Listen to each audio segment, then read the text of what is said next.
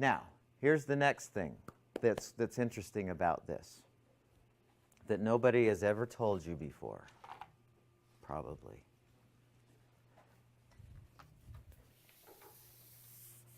So the stress response, this is how it looks.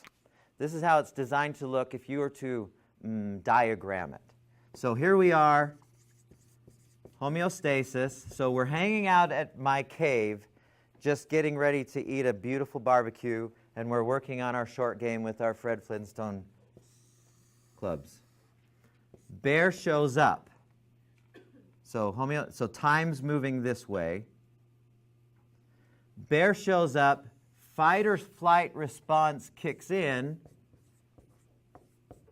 This is F or FL. Fight or flight or freeze response kicks in.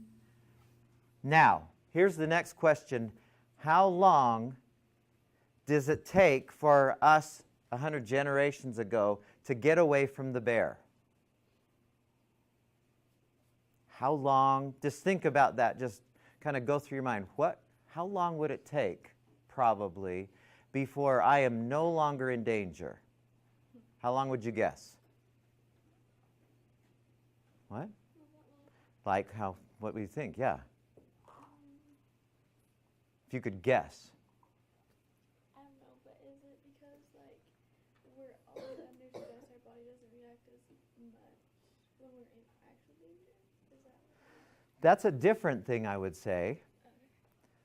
If you're, and we'll kind of play with that in a little bit, so hold on to that idea. If you're running from the bear, full blast, or the moose, who saw the moose? So if you had to bike away from the moose, how long would you have to bike before you're no longer in danger of the moose? Faster than the person behind me. But not how fast, how long? Hopefully just a couple of minutes or less. I mean, I don't know.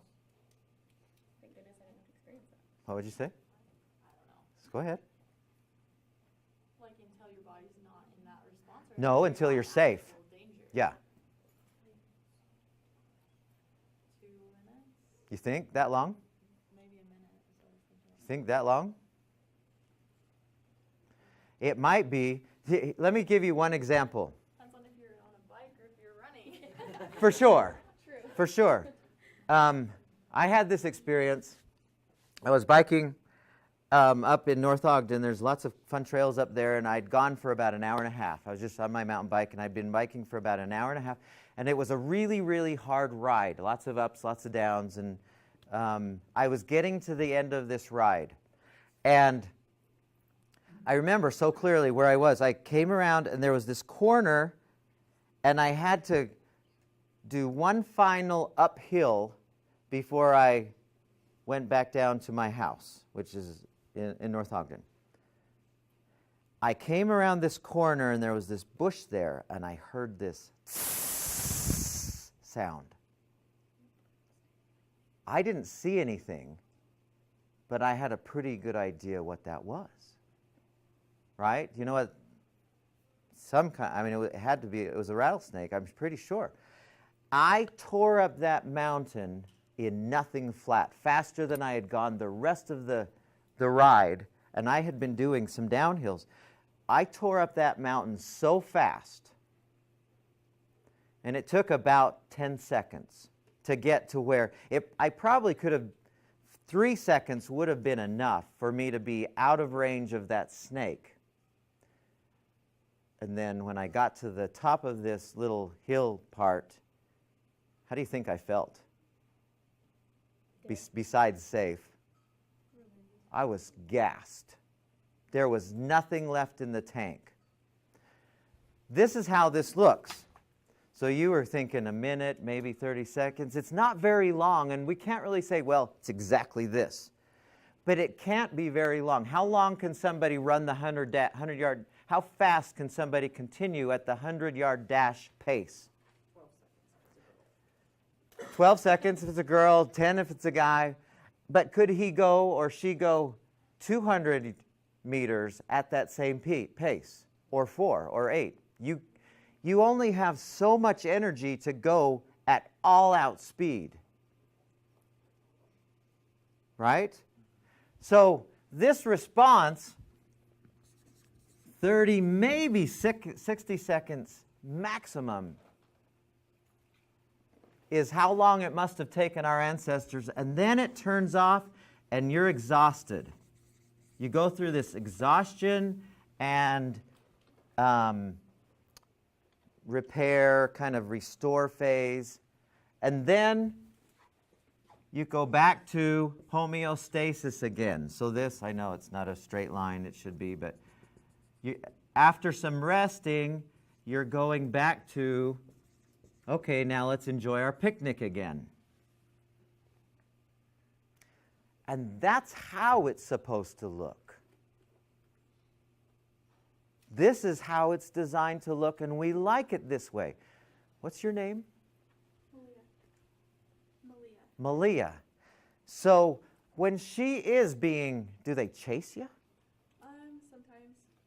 It depends. We're usually like, Malia.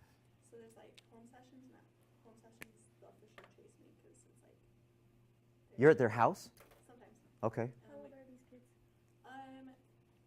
They range from 3 to 18, so, but I work with mostly teens. So you've felt this before, yes? And have you ever felt like, man, I can go faster than ever when they're chasing me, than I normally would run? For sure, yeah. I remember, this is a horrible story. I mean, it's a horrible thing to say. When I was growing up, when we were teenagers, I lived in Provo, and we played baseball. We all played baseball during the summer. And just like here, if you play baseball, you can't play year-round. And so, but when wintertime came around, we'd go to this, we had this place in our neighborhood where there was a hedge in front of somebody's house, and then there was a street, and then the hospital was just beyond there. And we'd get behind this hedge, and the cars would come by, and we would just lay into this. We'd try to make dent sounds in the cars, and the person who won was the one who made the best dent sound in somebody's. I know, it's terrible, terrible thing to do, and I hate kids that do this now. But even more fun than making the dent sounds was when they would stop and chase us. Because we knew this neighborhood like the backs of our hands. You know, we knew exactly where the clotheslines were. We knew exactly how high the hedges.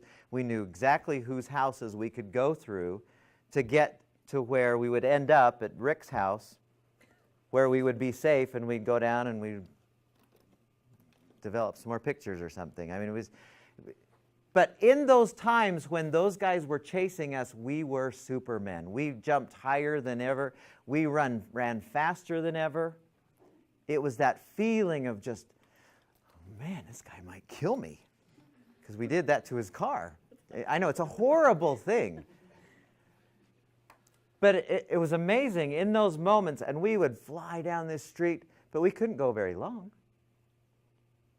Because we'd get to the end, and we were just, you know, we're out of gas. We're here. And then we'd rest, and then we'd go out and throw some more snowballs. Okay. Now, does that make sense to everyone so far? So what is the, let's review for a second. What's the cause? What is the cause of all of this right here, all of this right here? What is the cause?